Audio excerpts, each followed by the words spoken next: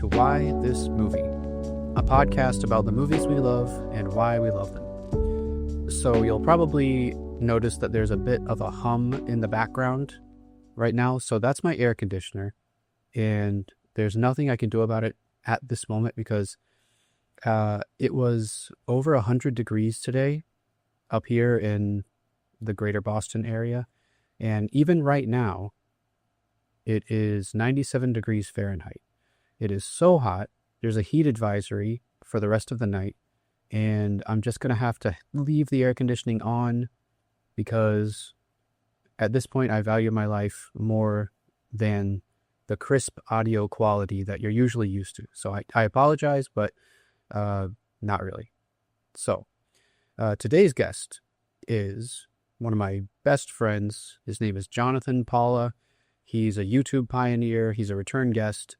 He loves movies. He's seen more movies than I have, which is saying something. And here we go. Here's our interview.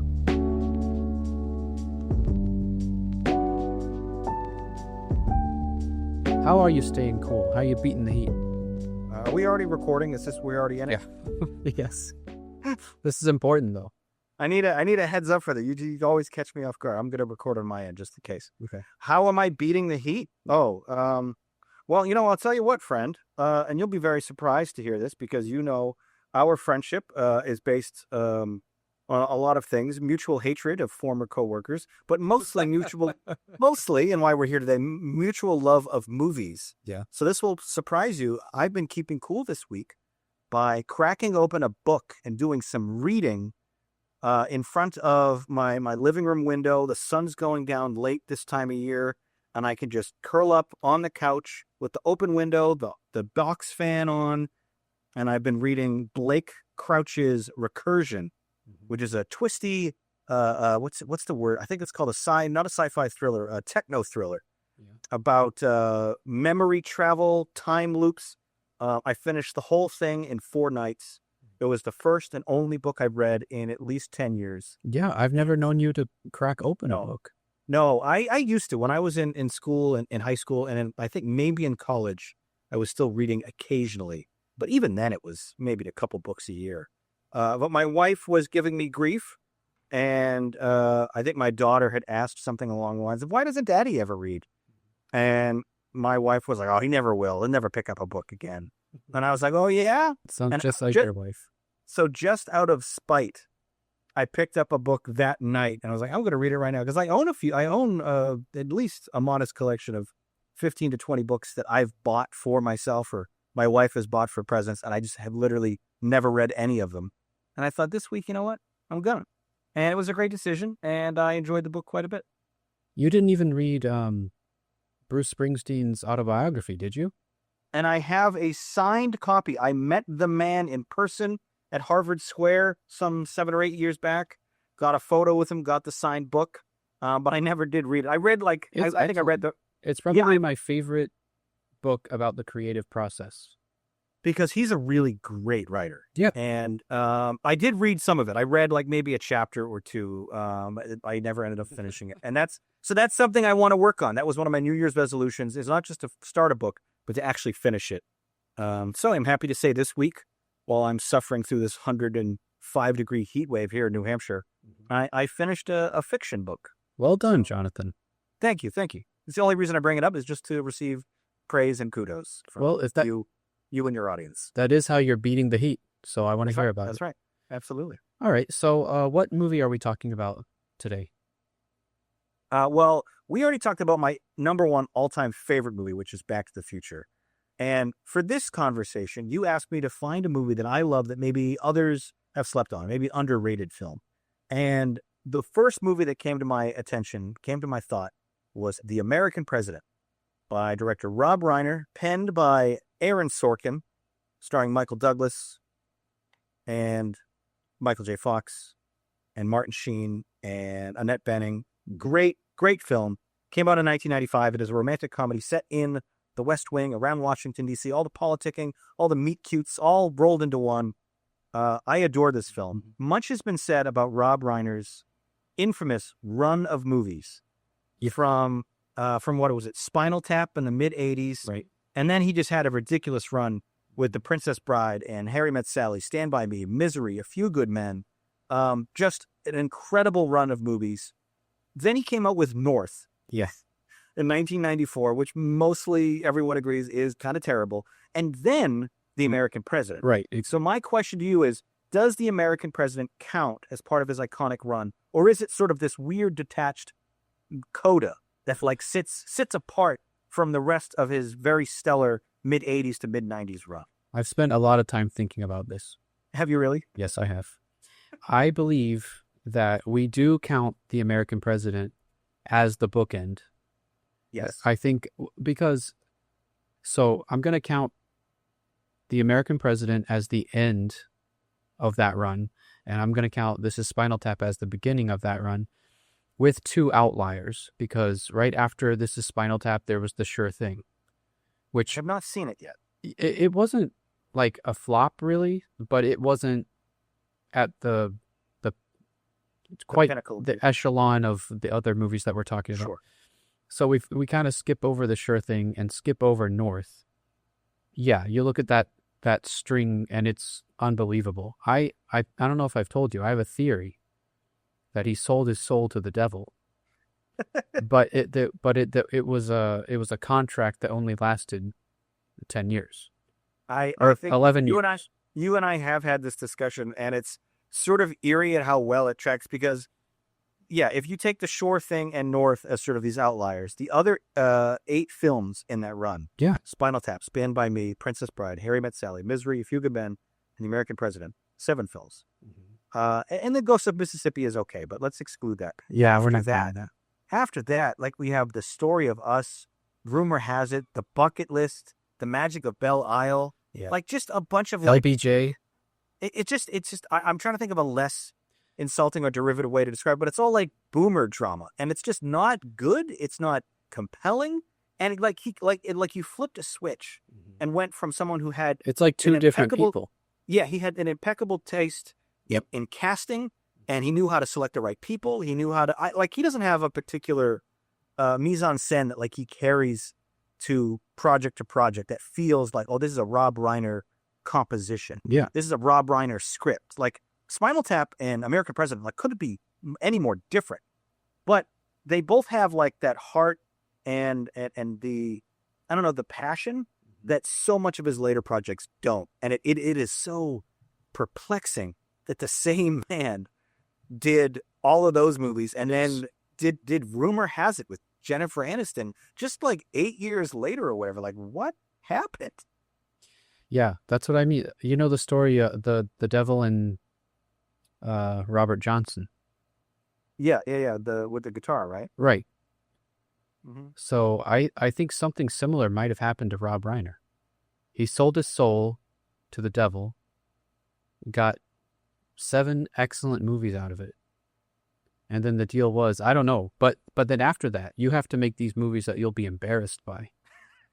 And you can't just retire. You have to keep making movies, and they have to be bad. The president has asked me to convey to you that he's sending his energy bill to the floor with a call for a 10% reduction. The president's expecting our full support. Yes, he is. The president's dreaming, AJ. The president has critically misjudged reality. If he honestly thinks that the environmental community is going to whistle a happy tune while rallying support around this pitifully lame mockery of environmental leadership, then your boss is the chief executive of Fantasyland. Good morning, Mr. President. How are you today? I couldn't be better. My apologies for the interruption. Mr. President, I don't know what to say. I'm speechless. All evidence to the contrary.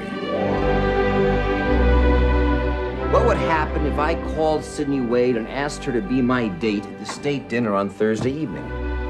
The president can't just go out on a date. I'm having dinner at the White House. I'm having lunch at the Kremlin. I don't know what happened. One minute I was calling him a mockery of an environmental leader. The next minute I had a date. She didn't say anything about me. Well, no, sir, but I can pass her a note before study hall. Would you like to dance? Yeah, I guess. I mean, yes, sir. I'd love to.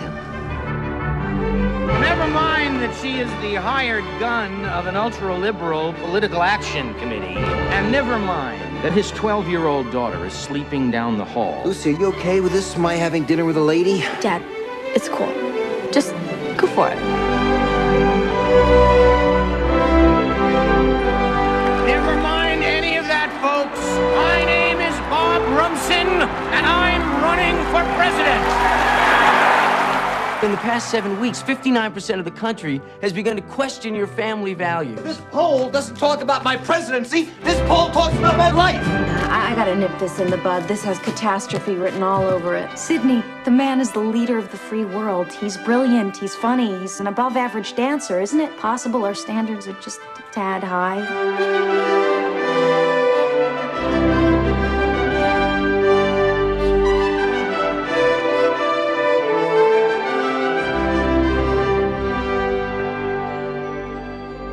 Do you think there'll ever be a time when you can stand in a room with me and not think of me as the president?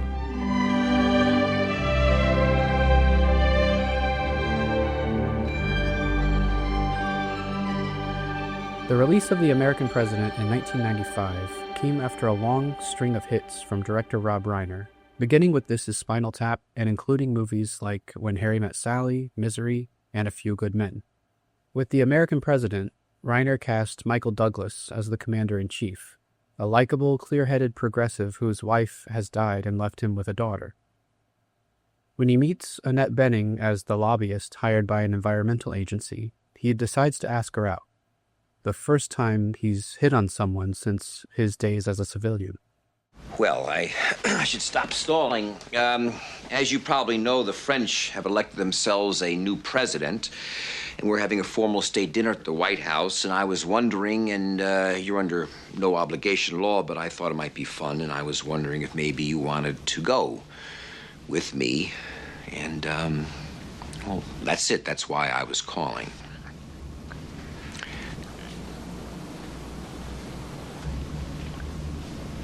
Sydney? Sydney, Congress doesn't take this long. Mr. President, you have asked me to join you in representing our country. I'm honored. I'm equal to the task. I won't let you down, sir. Sydney, this is just dinner. We're not going to be doing espionage or anything. No, of course. I'm a little, what do I do? I mean, you know, where do I go? I mean, would you... What I love about this movie is that it gives what feels like an inside look both at how the West Wing operates and how a romance between a private citizen and the leader of the free world might proceed in modern times. It includes small details like where the president's girlfriend should park when she visits the White House, or how hard it would be for the most powerful man in the world to buy flowers for a woman he likes. How about, roses? Simple, classic, 2 dozen? Janie, I'm the president's senior domestic policy advisor, and it's important I have a full understanding. Janie, do you know where my credit cards are? They're in storage in Wisconsin with the rest of your personal items. Right. Perhaps it would be better if you bill me for the flowers. I'm sure it'll be all right with your boss. Well, I don't know if you recognize my voice, but this is the president of the United States. Hello? But Andrew Shepard is running for re-election, and his Republican opponent, played by a snarling Richard Dreyfuss, seizes on this romance as a way to attack the president's morals and judgment. Along the way, this film is full of moments that have been conceived by people who deeply love this country. In the end, Rob Reiner, screenwriter Aaron Sorkin, and the all-star cast strike a balance between American ideals and romantic chemistry that comes across as downright pleasant. There's something about the movie that feels optimistic and maybe even kind of corny, but it works. For my money, Michael Douglas as Andrew Shepard is right up there with Martin Sheen and Bill Pullman as one of the best fictional presidents. And Michael Douglas is infinitely more qualified than our current Oval Office occupant, in my opinion. America isn't easy. America is advanced citizenship. You've got to want it bad, because it's going to put up a fight. It's going to say, you want free speech? Let's see you acknowledge a man whose words make your blood boil, who's standing center stage and advocating at the top of his lungs that which you would spend a lifetime opposing at the top of yours. You want to claim this land as the land of the free? Then the symbol of your country cannot just be a flag. The symbol also has to be one of its citizens exercising his right to burn that flag in protest. Now show me that. Defend that. Celebrate that in your classrooms. Then you can stand up and sing about the land of the free. Of all the thousands and thousands of movies I've seen, this is the one I've watched the most since I began logging films 20 years ago. So not only have I seen it 14 or 15 times, I know the exact date of each one of those 14 or 15 times. Whereas most of my other favorite movies, like Star Wars or Back to the Future or Indiana Jones, I found those when I was a kid. I found this one when I was like in my 30s, or 20s anyway. Mm-hmm. So it's, there's not a lot of movies I discovered late in life that instantly became like annual perennial watches for me like this one did. I'm aware that you do watch it usually every year on the same night as the State of the Union. That is correct. You have a great memory. Yeah, usually, and especially since you know who was elected the first time. Yeah. I did not want to watch 90 minutes of this, blowhard, what's the word? Blowviate? Whatever the word, when you just expel bloviating. Oxygen. Bloviating, that's it. Thank you. That's all that reading that you're doing. Right. I was trying to work in my Sorkinisms and stuff. I had no interest in watching the State of the Union, whereas while I was in college and I was maybe, a little bit more politically active on YouTube, I enjoyed watching the State of the Union every year. It was sort of appointment viewing in our house. But then once he was elected, it's like, yeah, no, that's just going to bum me out. It's going to make me angry or depressed or bored, or a combination of all three. So instead, I'll watch The American President, which really, in a really great way, ends right on the announcement at the beginning of the State of the Union. The last line in the movie is, "Ladies and gentlemen, the President of the United States," and then he walks into the Senate chamber or the congressional chamber. Yeah. I love watching dated movies on their date. Independence Day, of course, on July 4th. Terminator 2 on its fictional Judgment Day, August 29th. Back to the Future on its pivotal date, which is November 12th. I try to line up movies where I can. I like to watch Jaws around the 4th of July and, this time of the year for the same reason as Independence Day. It's a good summer movie. But yeah, State of the Union, American President. It's a good mix. So would you say that since our current president was elected the first time 9 years ago, that it's sort of been like a way, watching the movie now is sort of a way to witness an alternate reality, an alternate White House, Washington reality? I will say the film has taken on a new perspective in the last few years as our country slides further and further into just sort of a dystopian fascist hellhole that is unrecognizable to what I want the country to be. It is nice and a bit of sort of fantasy wish fulfillment to slip back into that Camelot-esque Clinton-era Sorkin-written utopia of like, what if central liberalism actually did rule the day and smart people argued with each other for the betterment of society and didn't just like dick measure until everyone lost? It is really, it's really like safe and comforting to go back into this universe the same way it is to rewatch The West Wing. Mm-hmm. And for those who aren't familiar, The American President is effectively the pilot or the proto example of The West Wing, because Aaron Sorkin took a bunch of the actual actors and some of the same characters, some of the same lines of dialogue, some of the same plot elements from this 105-minute movie and adapted them directly into the first couple seasons of The West Wing. So if you like this movie, you'll love West Wing and vice versa.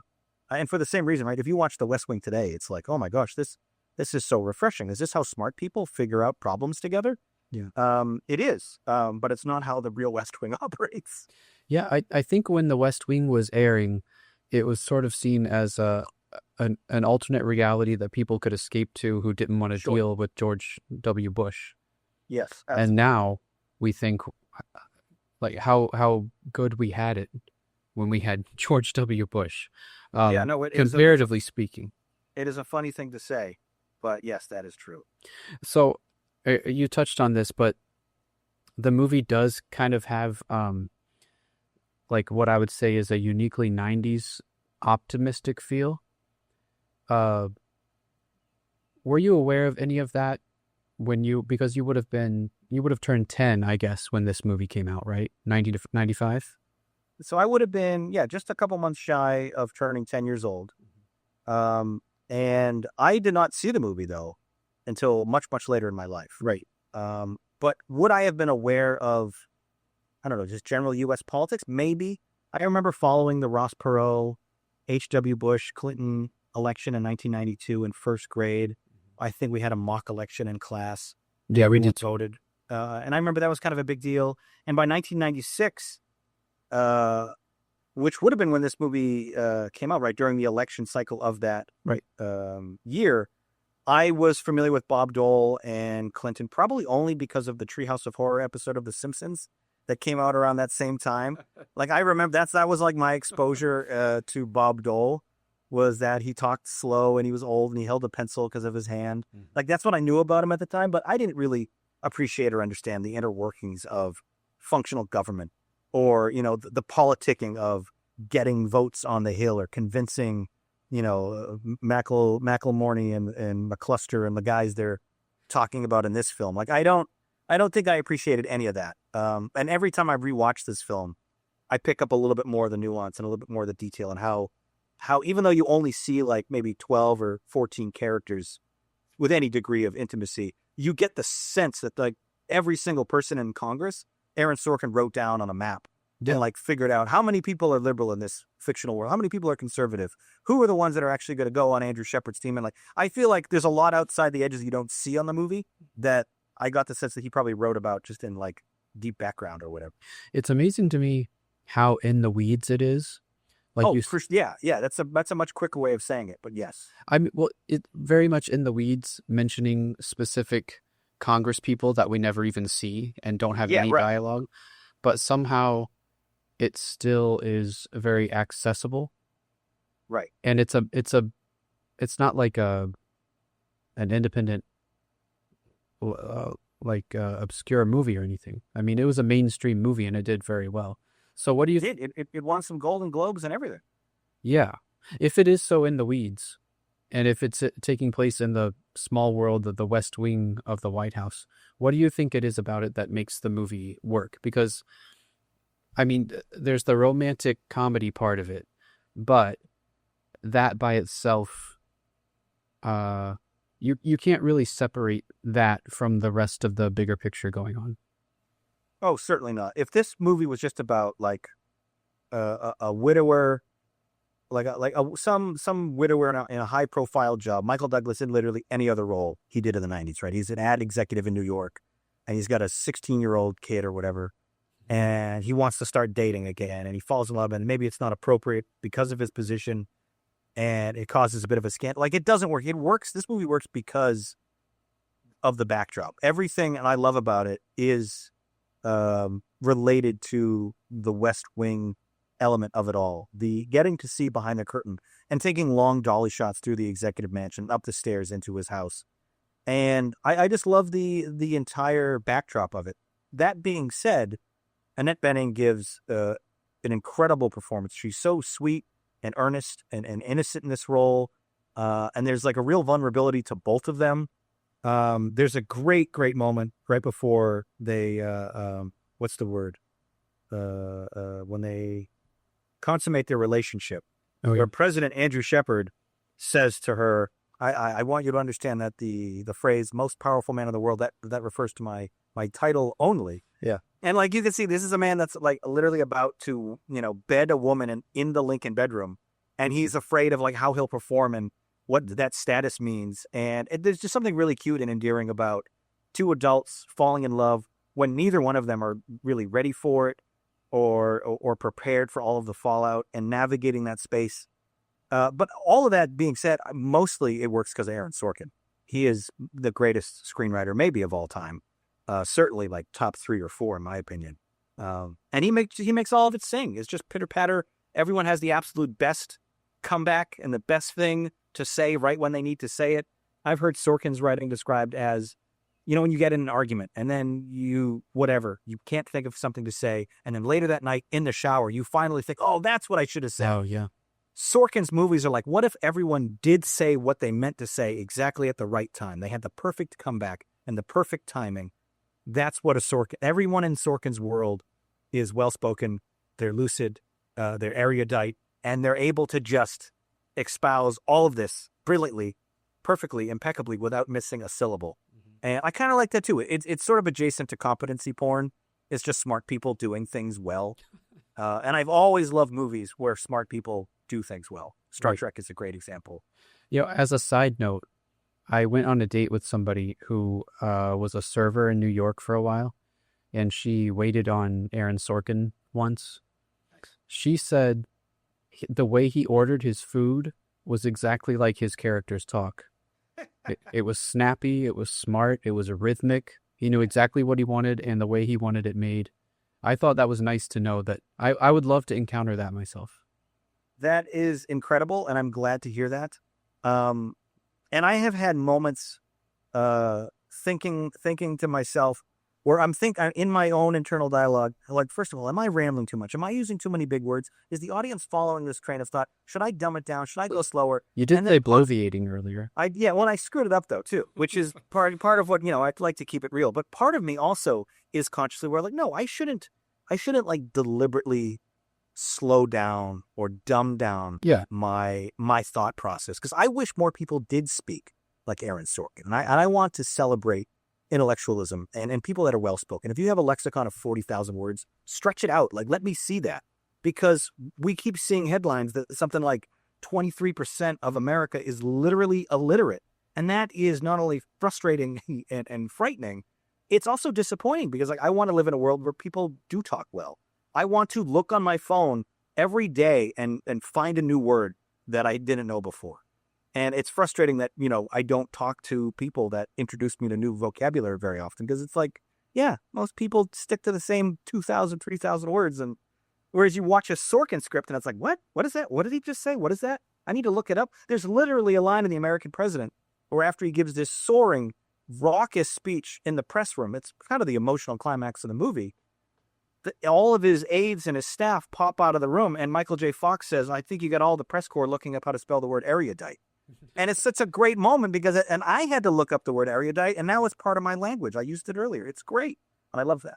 The filmmakers, Aaron Sorkin and Rob Reiner especially, the guys behind it, how do you think they feel about America? I don't necessarily mean their political views.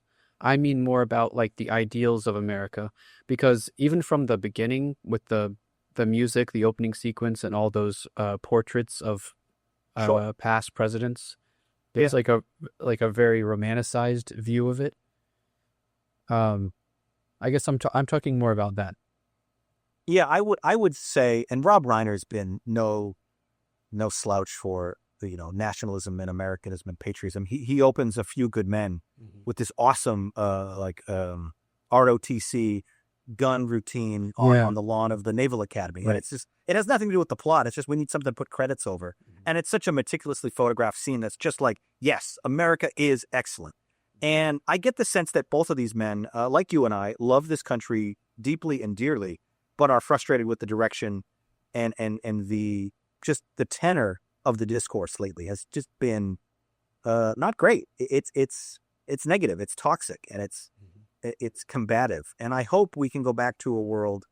I don't know if we ever really had a world like the American president. Even in 1995, this would have been a little rosy and a little too optimistic, even by that standard. But certainly by today's standard, it feels like a completely different universe to think like, oh, you mean the president would get in trouble for having a date after we elected a felon who had sex with a porn star out of, like, no, like this. If anyone balked at that today, it would be like, well, get out of here. You have literally no moral standing. I mean, it's easy to look back at the 90s and think about how much more civil we were. I guess that's true to some extent, but it was pretty nasty too. I mean, Republicans used to target, like, Chelsea Clinton. They used to say she was an ugly little kid. That's so rude. It's awful. So unnecessary. It's completely off limits and below the belt, in my opinion, or it should be. Yeah, and right. Things have always been very uncivil. Yeah, but you're absolutely correct.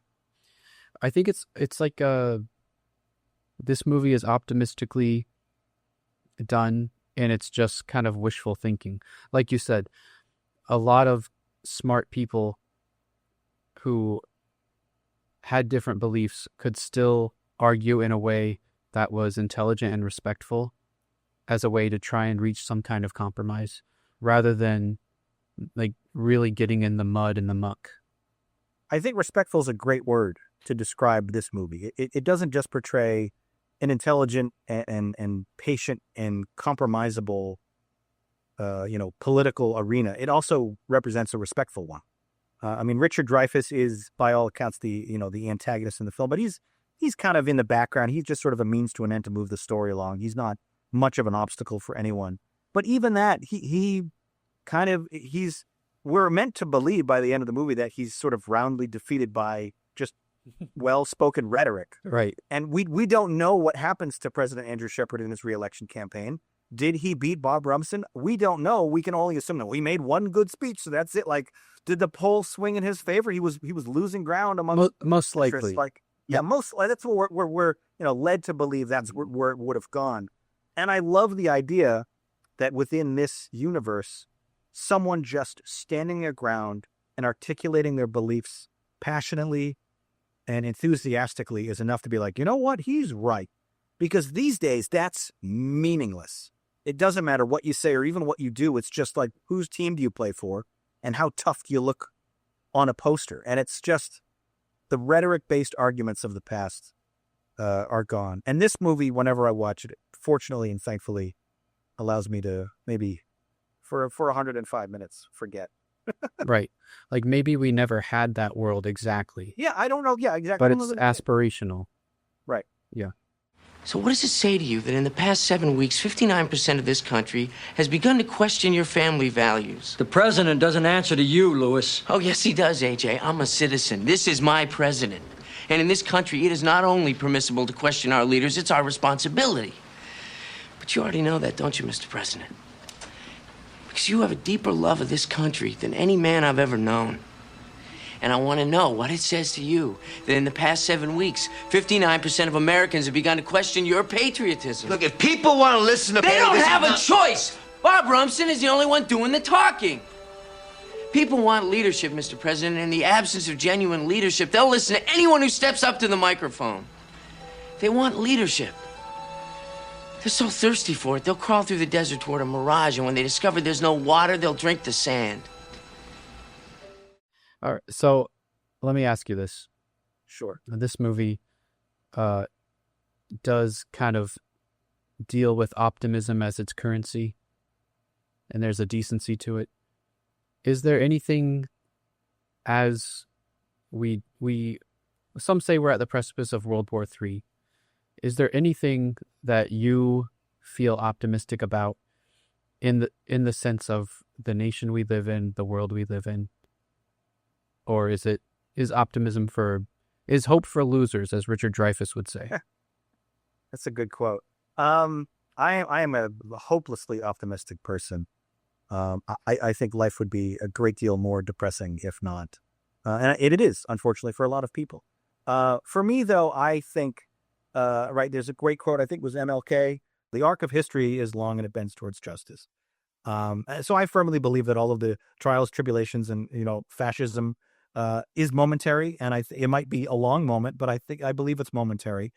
And I think generally, most people, conservatives, red hats, and liberals, and international immigrants and refugees and all, I think mostly, by and large, people want the world to be a better place. I don't think anyone wants to destroy things. I don't think any sovereign nation with atomic capabilities is itching to drop bombs and send us all to the Stone Age. I don't think that's... I think generally, collectively, most people are good. And I know that given enough time and enough opportunity, we will eventually get better. I think that's sort of how we have to evolve. We can't necessarily go backwards. Everything in between is a stumble or a setback, but I don't think any of it's permanent. And I think 100 years from now, we will look back and be like, wow, we were terrible then. Like, how did we get past it? But we did get past it.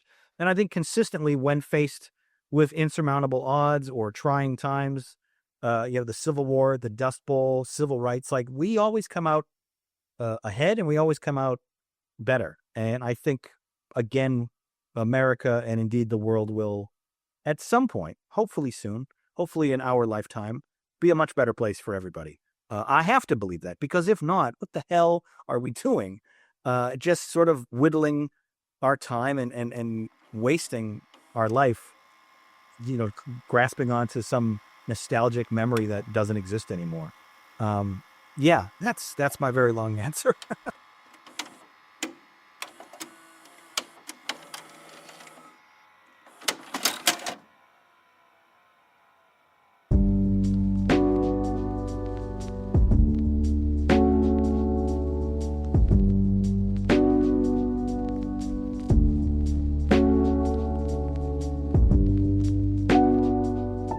Thank you for listening to Why This Movie. If you have a movie that you love that you'd like to talk about, email me at christopherallenmaloney@gmail.com, and you may be featured on an upcoming show. Please remember to rate and review on Apple Podcasts or Spotify or wherever you listen to podcasts, and hit the subscribe button so you always know when we have a new episode released.